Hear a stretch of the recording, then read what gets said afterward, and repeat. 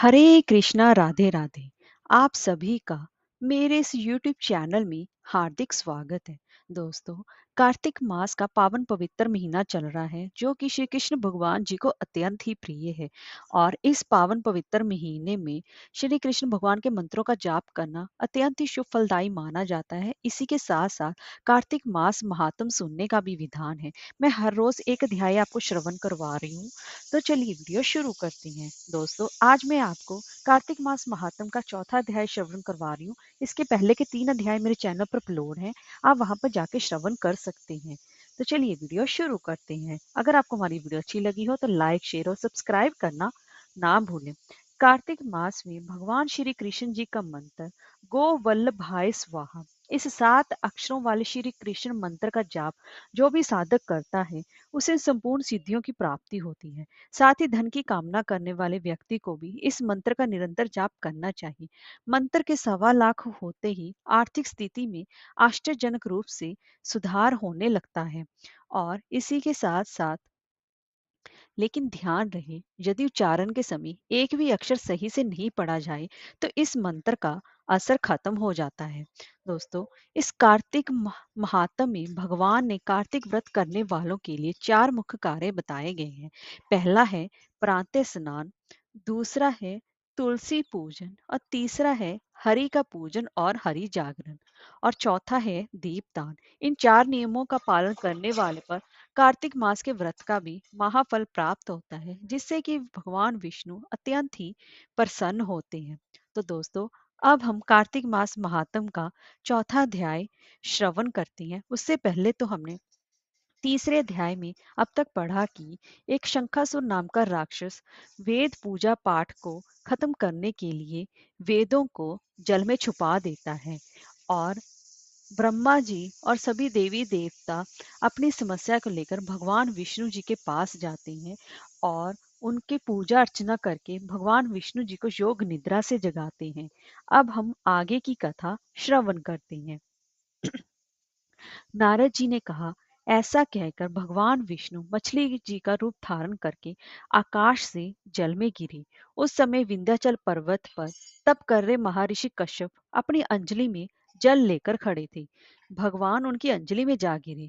महर्षि कश्यप ने दया करके उसे अपने कमंडल में रख लिया। मछली के थोड़ा बड़ा होने पर महर्षि कश्यप ने उसे कुएं में डाल दिया। जब वह मछली कुएं में भी ना समा सकी तो उन्होंने उसे तालाब में डाल दिया। जब वह तालाब में भी ना समा सकी तब उसे समुद्र में डाल दिया गया।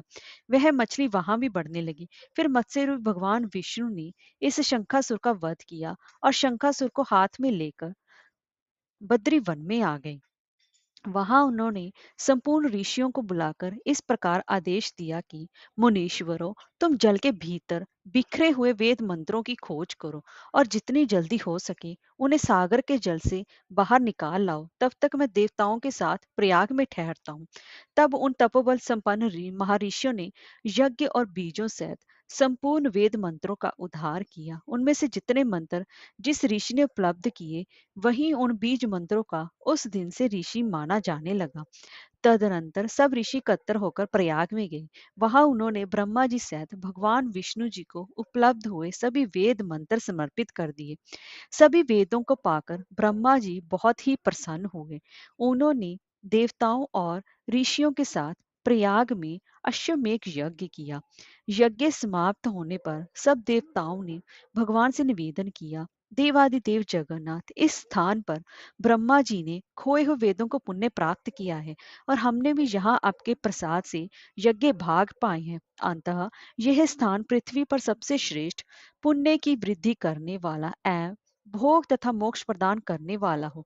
साथ ही यह समय भी महापुण्यमय और ब्रह्मघाती आदि महापापियों की भी शुद्धि करने वाला हो, तथा ये तप स्थान यहाँ दिए हुए दान को अक्षय बना देने वाला भी हो। ये वर दीजिए। तब भगवान विष्णु बोले, देवताओं, तुमने जो कुछ कहा है वही मुझे स्वीकार है। तुम्हारी इच्छा पूर्ण हो। आज से यह स्थान ब्रह्म क्षेत्र के नाम से प्रसिद्ध होगा। सूर्य वंश में उत्पन्न राजा भगीरथ यहाँ गंगा को लेकर आएंगे और वहां यहाँ सूर्य कन्या यमुना से मिलेगी। ब्रह्मा जी और तुम सब देवता मेरे साथ यहाँ निवास करो। आज से यह तीर्थ तीर्थराज के नाम से विख्यात होगा। तीर्थराज के दर्शन करने से तत्काल सब पाप नष्ट हो जाएंगे। जब सूर्य मकर राशि में स्थित होंगे, उस समय यहाँ स्नान करने वाले मनुष्यों के सब पापों का यह तीर्थ नाश करेगा। यह कार्य मनुष्यों के लिए सदा महान पुण्य फल देने वाला होगा। माघ में सूर्य के मकर राशि में स्थित होने पर यहाँ स्नान करने से सालोक्य आदि फल प्राप्त होंगे। देवादिदेव भगवान विष्णु देवताओं से ऐसा कहकर ब्रह्मा जी के साथ वहीं अंतर ध्यान हो गए।